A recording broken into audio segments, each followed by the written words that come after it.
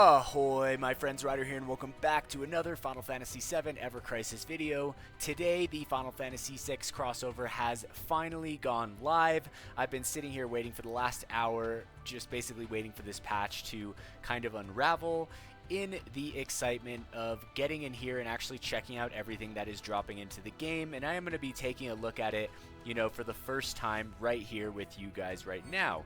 Alright, so here you guys can see that we have all of the new notices for everything that has dropped starting today, which is October 30th. So I'm just going to start going through these basically one at a time. So let's click the first one right here. Final Fantasy VI Crossover Campaign on now. I feel like it's going to be a lot of fun, especially fighting Kefka in Ever Crisis. I just feel like it's going to be fun. Log in for 3 days to get a total of blue crystal times 3,000, so that's solid in my book right off the bat. Log in during the period to get a premium draw ticket times 10, a 5-star weapon voucher, sweet, and a total of blue crystal times 2,000 more. More is important because sometimes they're combined. So that's 5,000 crystals right there. That's freaking awesome. Alright, clear the panel missions to get the Angeal exclusive gear Cyan's attire, and the wallpaper Locke's outfit in Terra's garb, and more. And honestly guys, this wallpaper looks super cool. With limited stuff, they don't always give a wallpaper, so I'm super excited to see this here. And honestly, I really think that Angeal looks pretty sick in this Cyan costume right here, which is free. So honestly, all good things so far, guys. All good things so far. Alright, so Final Fantasy VII Special Enhancement Campaign. During the period, all characters gained experience is increased by 200%. For characters level 70 or lower, gained experience is increased by 1,000%. Wow, that's actually super solid for anyone coming into the game recently. Alright, we have a daily free 10 draw up to 350 draws. That's 35 days, so super cool. Alright. Looks like we have a 5-star guaranteed free 10 draw. Perform all Volume 1 to Volume 3 draws and get 3 or more 5-star weapons for free guaranteed. This kind of writing of this is always confusing if you guys are newer to the game. Essentially what this means is we're going to get a free 10 pull for the next 3 days, which they call Volume 1, Day 1, Volume 2, Day 2, Volume 3, Day 3, in which you get a guaranteed 5-star, one guaranteed 5-star per 10 draws, so you'll end up with 3 at a minimum. So super solid. Other than that, we have new special packs, so I will take a look at the shop here at some point in time. I'm going to try and just do a full overview of everything for the crossover. Feels kind of crazy. It does feel like the anniversary was, right back around the corner, so a little bit quick, I would say. Feels a little hasty, but we're just going to have to take it day by day, moment by moment. Alright, so Final Fantasy VI Crossover Newcomer and Comeback gift right here. Receive items such as materials to reach weapon level 80 and each character's memories as a gift. I'm curious what what connotates a comeback gift, like how long you have to be gone. There's no real information here for what that says, so there's not much I can really say on that. Alright, so with the Final Fantasy VI crossover event, we will be getting the crossover cackling Court Mage Kefka on now. I feel like this event is going to be pretty dang fun, so I'm excited. In a world ruled by the Empire and its Magitech devices, the heroes attempt to defend the frozen Esper from the clutches of the Court Mage Kefka. Alright, so super cool. Obtain exchangeable items such as flashy waistcloth and white feather ornament. So these are going to be the event items that we can exchange at the exchange. Here is the Angeal exclusive weapon, the Cyan's Blade, right here. So pretty cool looking weapon. I kind of hope that it has that purple glow. I feel like it won't, but I do like that. Our ability boosts HP up to 46 points on an event weapon, so that's pretty good. I'm curious what the secondary R ability is. I don't know why they always show the weapon here and they just put the one R ability. It's just like it doesn't really make any sense to me. Alright, so the Angeal exclusive weapon Cyan's Blade can be exchanged to the event. Moogle appears at the Chocobo farm. During the crossover event, Moogle will will with 1L, appear at the Chocobo farm, get an item once a day by talking to Moogle. Okay, so this is similar to like when the little Palico cats showed up in the farm during the Monster Hunter event. Alright, so don't forget to go to your Chocobo farm every day and talk to the Moogle. Alright, the rewards you can receive from Moogle will be updated daily at 7 p.m. PDT, 6 p.m. PST. Alright, synthesize limited materia using magicites you can get from the event battles. Alright, so hopefully it's pretty easy to get some 5 stars. During the crossover event, event limited materia with special substats, interesting, will be available. Event limited materia can be synthesized using magicites obtained as quest rewards and materia recipes obtained from the event exchange.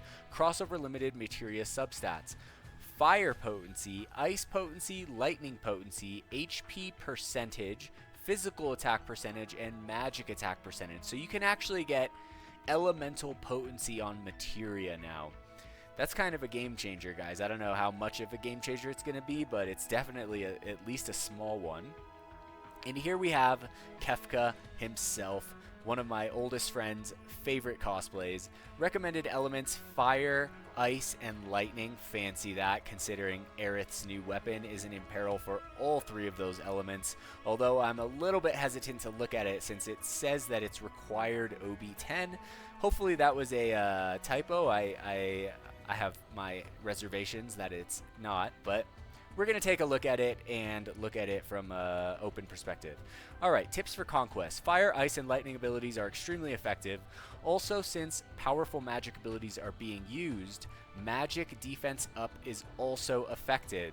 There is going to be a reward bonus period for having these weapons for this event. So for any of you guys that are pulling out there, it's definitely going to be helpful. For those of you guys that are not, just make sure you equip your free bonus weapon and your sub-weapons before you go into the co-ops. I think everyone in the game will appreciate that. As of October 30th, the Final Fantasy VI crossover draw Aith is on now. So Aith is the first. We don't know if they're going to go in the same order they showed them in the Final Fantasy VI crossover trailer, which would be Aith, Cloud, Tifa, Sephiroth. But we'll just have to see. We do know that the best weapon is typically towards the end. So we can more or less safely say that the best weapon is not Aith's. However, this ultimate weapon does look interesting. Alright. Due to the reward bonus effect, the amount of obtainable event exchangeable items, flashy weight cloths, increase. Alright, so nothing here that you guys don't already know. Let's go on to the next one. Alright, so the event critical threat has reached the 2nd stage. The high difficulty Radnuk U is here. I believe this is the Crash Battle, so there is a lot going on right now, guys. There's a bunch of stuff. Alright, so the Crash Battle is out.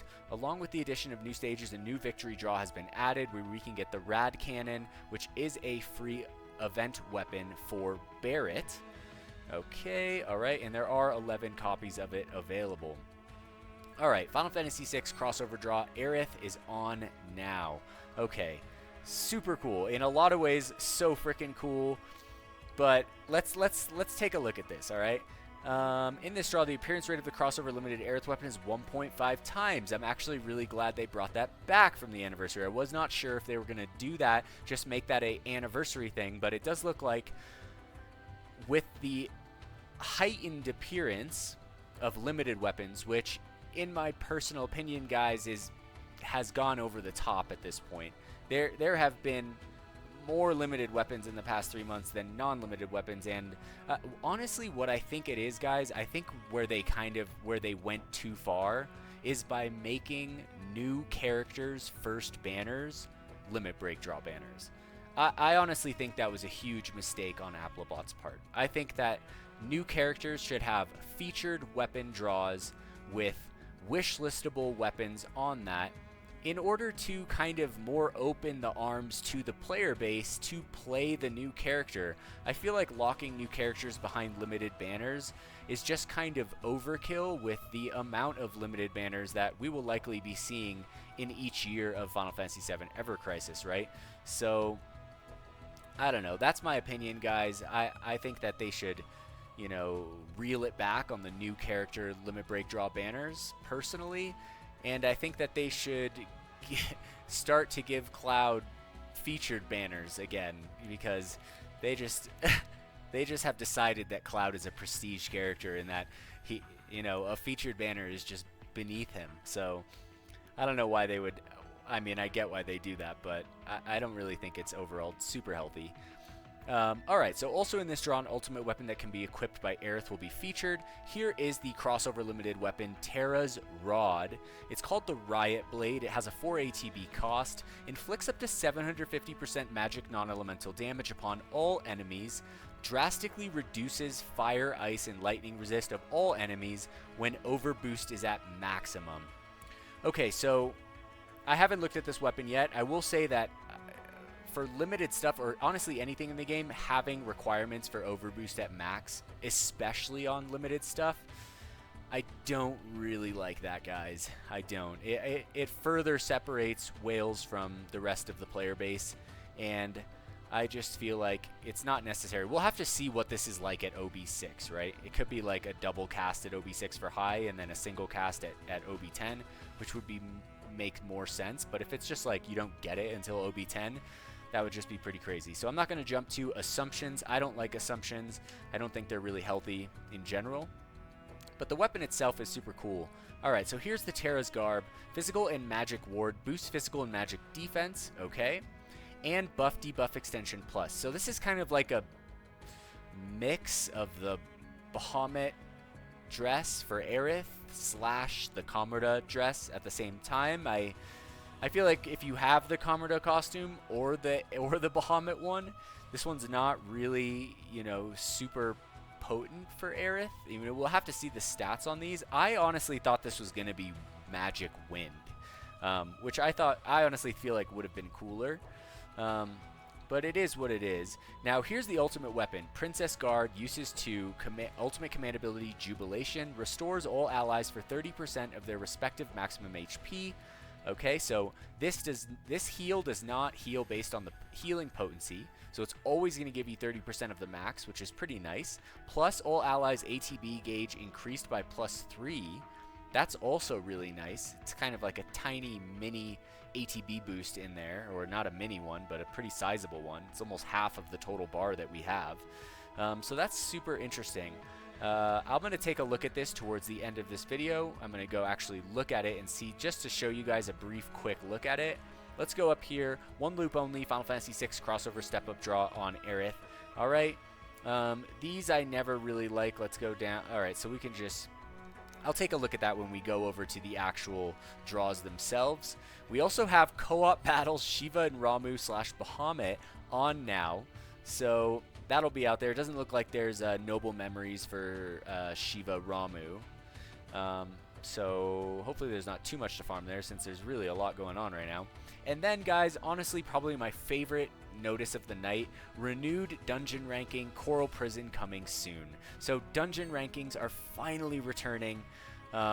You know, I know that a lot of players, I don't think it's that many players that really love battle ranking. I know that there are some players out there that do enjoy it. I feel like, you know, I don't mind having battle rankings here and there, but only battle rankings, not really my thing. To mix it back with dungeon ranking, I feel like brings out a lot of this part of Ever Crisis that I originally really loved. And so hopefully they've made it better. I'm guessing they just took out the fact that there was originally 3 different maps, right? Normal, hard, very hard. I'm guessing that was a ton of work. I'm guessing that now they're all going to be the same map, since in the update it said if you get a chest on normal, it gets it on very hard, etc. So I'm guessing they just, you know, simplified it down to a single map, and, you know, your best score is the one that you take. So I don't mind the changes they made, as long as they're bringing back dungeon ranking. Now, for those of you guys that remember Coral Prison, the actual Crisis dungeon, kind of fun, lots of random items, you can get lost, so this one should be interesting for sure. I'm guessing that Aerith's new weapon is going to shine in this dungeon ranking, guys, especially with that triple imperil on there. Alright, okay, so it does look like we have actually more information than an actual announcement here. How to play from event on the Hohenskriya, yada yada yada. Okay, so that's how to go there. In this event, the following aspects of past dungeon rankings have been renewed. Increased movement speed in dungeons. Alright, that's cool. Okay, it does look like we can actually change the movement speed settings here from standard 1.25, 1.5, 1.75. Okay, the character movement speed can be selected at the menu screen right here in dungeon settings. Okay, the system has been modified to allow the changing of speed in the dungeons. Yada yada yada. Change to high score format. Scores will no longer be cumulative, but will now be in the form of high scores.